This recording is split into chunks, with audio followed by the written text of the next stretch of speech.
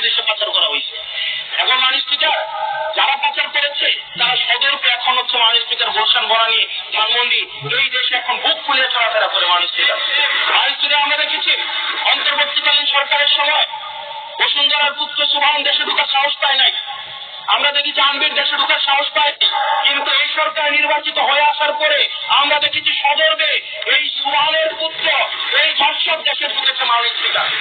মাননীয় স্পিকার অন্তর্বর্তীকালীন সরকারের সময় দুর্নীতি দমন কমিশন বসুন্ধরার বিরুদ্ধে মামলা করেছে, আমরা দেখেছি এই মামলার কি অগ্রগতি হয়েছে সেটা আমরা জানতে চাই। আমরা জানতে চাই আন্ডার টেবিল কোন ধরনের সমঝোতা হয়েছে কিনা, যদি সমঝোতা না হয়ে থাকে তাহলে তাদের বিরুদ্ধে আইনগত ব্যবস্থা নিতে বাধাটা কোথায় সেটা বাংলাদেশের মানুষের সামনে প্রকাশ করতে হবে।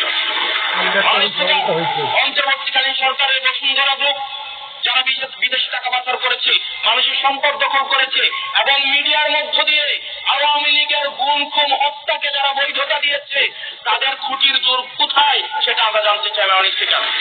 আমরা মাননীয় স্পিকার অবশ্য শুনতে পেরেছি, বললে অবশ্য অনেকে রাগ করে। মাননীয় সদস্য, আপনার সময় শেষ হয়ে গেছে, তারপরেও চিফ হুইপ মহোদয় অনুরোধ করেছেন আরো 3 মিনিট বাড়ানো হলো। থ্যাংক ইউ মাননীয় স্পিকার।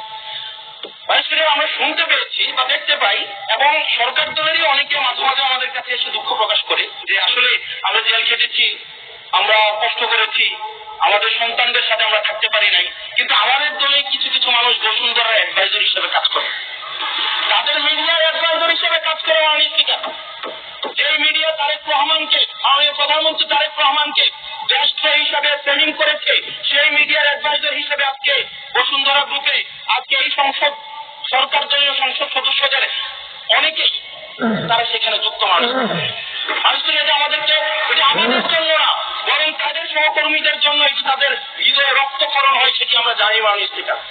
মাননীয় স্পিকার, এই বসুন্ধরার বিরুদ্ধে যারা কথা বলে তাদের বিরুদ্ধে মিডিয়া জ্বালিয়ে দেওয়া হয়।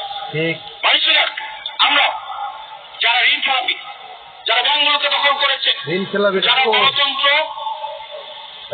উচ্চ করেছে, গুম খুনের বৈধ, একটু ওয়েট করেন, সময় তো দিবে, আসতেছে, শেষ হোক। যারা গুম করে, আমি আপনাকে বলছি হাসান এইদিকে, যারা গুম খুনের বৈধতা উৎপাদন করেছে তাদের বিরুদ্ধে আমরা অন্তত বিএনপি থেকে আমরা অ্যাকশন দেখতে চাই মাননীয় স্পিকার। মাননীয় প্রধানমন্ত্রী প্রতিশোধ পরায়ণ হন নাই, আমরা সেটাকে ওয়েলকাম জানাই। মাননীয় স্পিকার, প্রতিশোধ পরায়ণ না হওয়া আর সুবিচার নিশ্চিত না করা দুটো একটা মাননীয় স্পিকার।